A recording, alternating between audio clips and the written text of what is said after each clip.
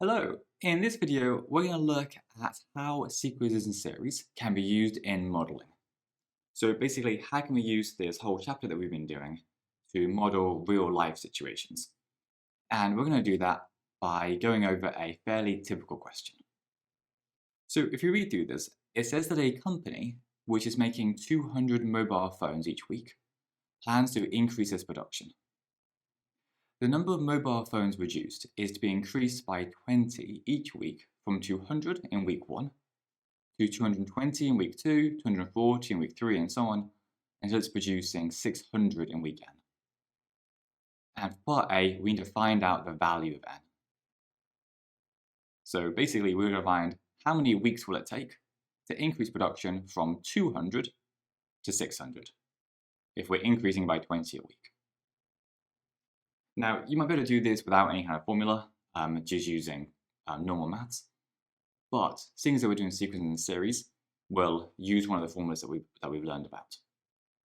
So, the first thing we want to do is identify whether this is an arithmetic or geometric sequence. So, looking at the numbers, we're going to start at 200, then increase to 220, then 240, and so on, so on, so on, until we get to 600. So we're increasing by 20 each time. Yeah, that's what they told us in the question. So this is arithmetic. We're just adding on a certain number each time. So we know it's arithmetic. And that then means that we want to start looking for things like A, D, N, maybe L. L is like the last term in the sequence. Sometimes that's helpful. So if we do that, A, just remember, is the first term. So that's the 200. D is the common difference, or what's being added each time. So that's the 20. N is the number of terms, which in this question is basically the number of weeks. Like, how many weeks does it take to get to 600? So that's actually what we're trying to find. We put a question mark there.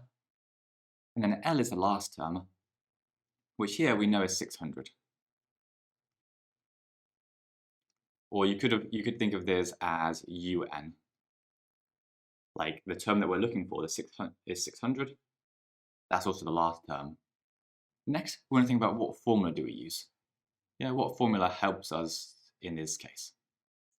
And that would be this one. This is the arithmetic formula to find a particular term. So we can say that U of n, the last term in the sequence, is 600.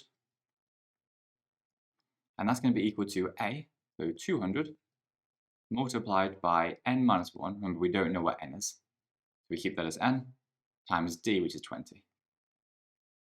Yeah. Then we just rearrange this to find n.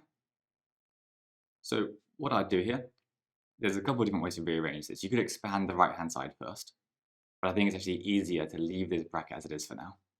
So we take away 200 from both sides. To get 400 equals n minus 1 times 20. Then divide both sides by 20 to get 20 equals n minus 1. And then we can add 1 to both sides to find that 21 equals n. So basically, this 600 term here, that's the 21st term in the sequence. Or in other words, it'll be the 21st week. So n here is 21. That's our answer. So in week 21, they'll be producing 600 phones a week. All right, so now we've done A, we can move on to the second part. So this says that the company then plans to continue to make 600 mobile phones each week. So now they've increased production to 600 a week, they're going to keep making 600 every week. They're not going to increase it anymore. Find the total number of mobile phones that we made in the first 52 weeks, starting from and including week 1. So that will include all the first 21 weeks and all the weeks after that. So if we scroll down, I've just copied over the question here. So with questions like this, you want to summarize what you know first of all. Yeah. So we know that between week 1 and week 21, they're going to increase their production from 200 to 600 mobile phones. Then between week 22 and week 52, because there's 52 weeks in a year, they're going to keep producing the 600 phones each week. So our question now is basically to find out how many they produced in this section and how many they produced in this time period. And then we can add those together to find the total that they produced across the whole year. So for this first section, we basically want to find the sum of these first weeks. And remember, there's two sum formulas for an arithmetic series like this. There's the really long one, where you have like n over 2, and then in brackets 2a plus n minus 1d, close big brackets. Or the much simpler one, if you know the last term, it's just a plus l over, oops, that's a bit wrong, a plus l over 2, with an n in front. So n times the first term and the last term added together, divided by 2. So in our case, a, from the previous page, was 200. L is 600. We divide that by 2. And we times that by n, which is 21. And if we stick all that in the calculator, that will give us 8,400. So in these first 21 weeks, there'll be a total of 8,400 mobile phones produced. And another way to think about this, and the way I'd probably do it if I wasn't using the formula, is just think that on average, they're going to produce 400 phones a week. So like we know they start at 200 and go to 600, but on average, they'll be producing halfway, so 400 phones a week. So you can just multiply 400 by the number of weeks, 400 times 21. That's actually basically all this formula is doing. This a plus l over 2 gives you the kind of average, the average number of mobile phones produced each week. And you multiply it by how many weeks there are. But anyway, that's that. Then for this next section, this is actually a fair bit easier.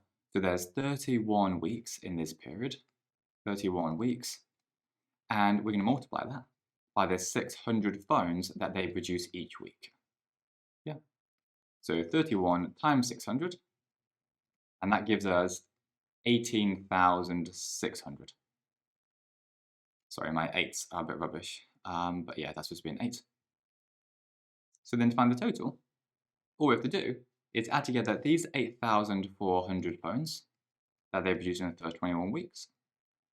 So there's 18,600 phones that they produced in the following 31 weeks. Sorry, following 30 weeks. And add them together, which will be 27,000. And that's it. So we know that they produced 27,000 phones in the whole period.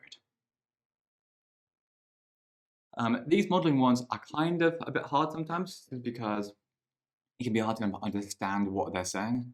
Like every question is so different that even if you've done a bit of practice, you can still get stumped on new ones. So the best thing really is just practice as many as you can. You've got to go through quite a few of them. And after a while, you start to recognize it. And even if the words and scenarios are different, the main kind of body of the question, the main concepts are the same. So you just get used to it. So yeah, I definitely recommend just doing as many questions as you can. And if you get stuck on anything, then just let us know down in the FAQ and we'll get back to you as soon as we can. Anyway, thanks and good luck.